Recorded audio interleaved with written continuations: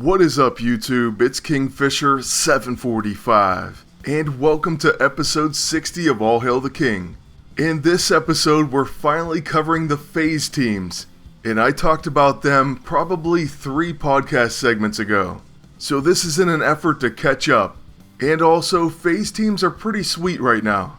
I'm especially loving Moonstone, but we've got Age of Ultron Vision, and also Dr. Voodoo, who does grant magic warding.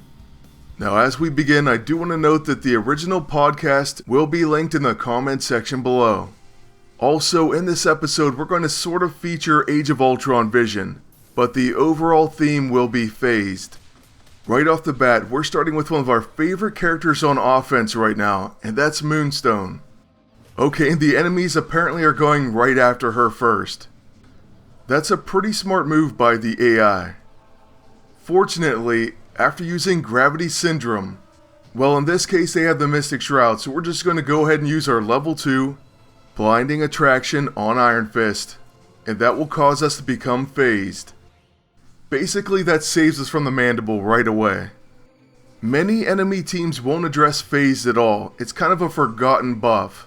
So if you're having trouble in the current meta, especially against Quicksilver teams, you may want to try a phased team out.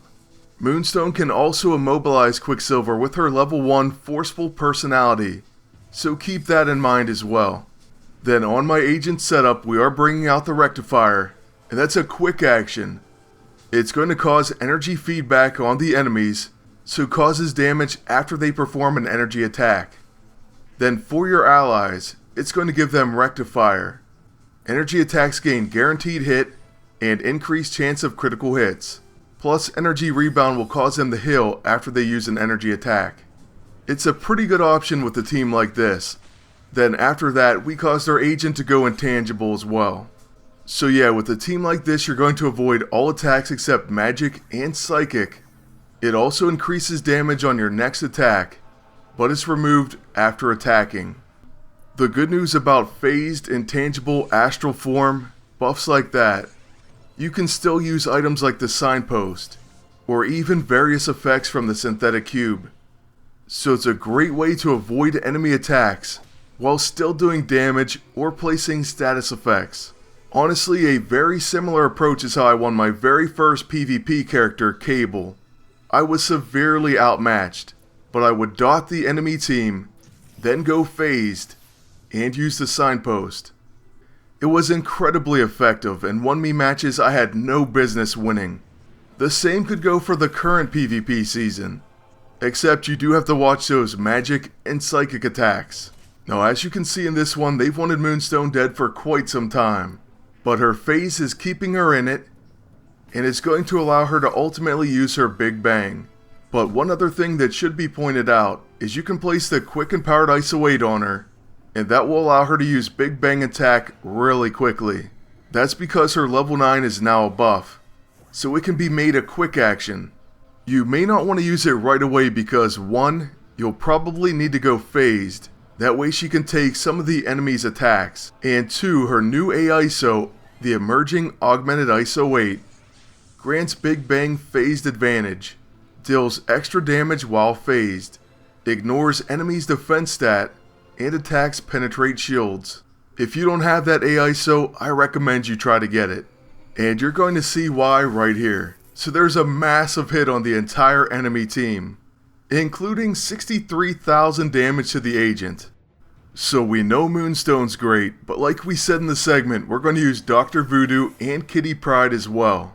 Dr. Voodoo, as many of you know, can grant your entire team magic warding, so he's going to have that as one of his passives. Magic warding will really help you out with any Enchantress team.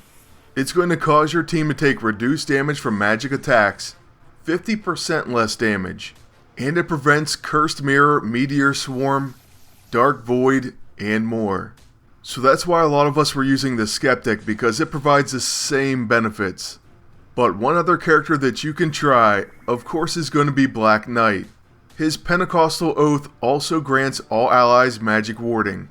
So we're going to take a look at him very soon, either in a video by himself or in a Breaking the Meta against Pestilence Beast and Enchantress. I'm not quite sure which yet. Quite possibly both. But right away, as you can see against this team, phased is really coming in handy. Unfortunately, the only character not phased was stunned, so he's still able to be hit. Since this enemy team's doing a ton of attacks, we're going to remain phased and just use this signpost, followed by the synthetic cube. And for now, we'll use the light fantastic, which should help out Dr. Voodoo. Honestly, I am worried that he could be taken down before he gets to become phased. Also, another thing I want to say, the mandible is insane right now. Every defensive team I come up against that has it attacks non-stop with it. It procs over and over and over. So if you don't have that weapon, make sure you get it. I thought it was good and definitely worth building, but I didn't see these type of procs, or else I would have raved about it.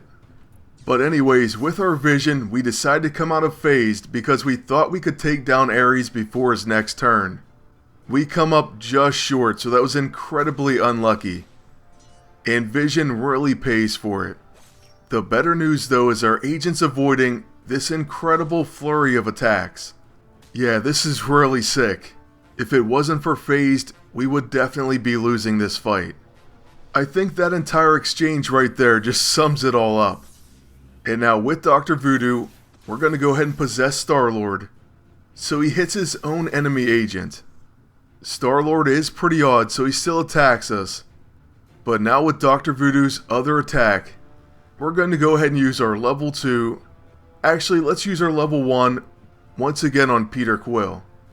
Then after this, he should be stunned and he'll have to skip his turn. So with our agent, we'll use a signpost and that'll knock out Ares. Then we'll check and see if we're still intangible. And since we are, we're going to go ahead and use the improbability field just to further dot up the enemy team. Having Ares defeated will definitely help us out, but this enemy team still attacks a lot. So having a phased agent certainly won't hurt. It's our insurance policy, and if all else fails, our Atom Smasher should win this fight. So there you have it, this fight should give you a pretty good blueprint for using a phased team. And even in the worst circumstances, you can avoid many of the enemy's attacks, and then finish them off with the Atom Smasher. In the meantime though, we're still going to try to finish off our enemies, first with Vision's turn. And so we're going to use his melee interface, because we don't want to give the enemy tactician an extra turn. Right away he hits us with the mandible. But we're now going to use Intangible Fist, which does look like it should knock him out. Unfortunately, we leave him with 646 HP. So yet another close call. If it wasn't for phased, we would have lost this very badly. But after Dr. Voodoo finally takes down the enemy agent, we're then going to use the signpost, followed by the Atom Smasher. And that should be the end of this match. It turns out, even after all those attacks, only Vision's going to end this fight injured. And let's see how much damage we can get from the cube's final ability. A 43k crit, so we'll take it. And now moving on to our final team up. It's AoU Vision and Kitty Pryde. We are using her as an infiltrator, and she begins the fight phased. Now unfortunately they do have Combo Breaker because she relies heavily on counters, but being phased will give her a little bit of an advantage. Since my agent's beginning the fight, we went ahead and used the signpost, followed by the Sinister Scepter. Oh, and since he got that turn because of a big and fast proc, Shadowcat's going to get to act next. So first she calls Lockheed as a quick action because of the cooperative AISO. Then after that, I checked to see if the agent had Watchful Eye, and since he didn't, we're going to come out of phased right away with a sneak attack. Typically you'll want to stay in phased, but since it looked like we could take down the enemy agent right away, we went for it. Following that knockout, Iron Fist wastes an attack on our intangible agent, and we're not going to leave that anytime soon, so we'll just use the Blackest Void. Now Null is going to be up next, and he may hit us with Meteor Swarm, but never mind, instead he goes with Ragnarok'em Sock'em. He does do a second attack because they're using both Scrappers on Null and Iron Fist, which I find to be odd. But hey, very soon they won't be able to hit anyone except for Kitty.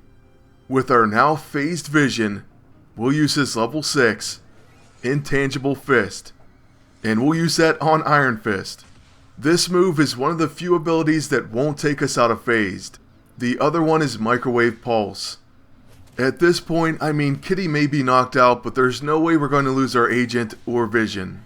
The AI, however, is smart enough to keep attacking her, most likely because she's an infiltrator.